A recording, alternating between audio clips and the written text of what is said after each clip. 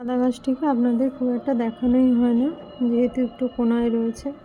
যে এটিরও আমি একটু অকাম করেছি, মানে ওই নিচের পাতাগুলো ছাড়াতে গিয়ে এখানেও একটি এই যে ডাল ছিল, ঠিক এই যে এখানে একটি ডাল, এখানে একটি ছিল, ব্যাস পরিষ্কার করতে গিয়ে ওটা পট করে ভেঙে গিয়েছে। ওই ডালটিকেই বসেছিলাম, হয়নি।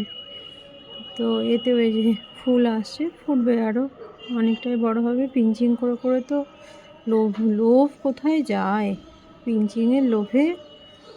যাক, দেখা যাক কত দূর কী হচ্ছে। কুঁড়ি রয়েছে, এই ফুলটি ফুটুক, পুরোটা অনেকটা বড় হবে আরও। তো এই আর কি, এই গাছটাকে দেখানোই হয় না, ওই সাইডের ওগুলোকেই দেখানো যায়। তো এটিও আরেকটি গাঁদা, এও ইনকা। আর আমি এই কাঁচা হলুদ রঙটা সবচেয়ে বেশি পছন্দ করি, জন্য আমার কাছে অরেঞ্জ কালার খুব কম মানে আমি বসাই, আমি সবসময় কাঁচা হলুদ রঙেরই ইনকাগুলো বসাই প্রতিবারই প্রায়।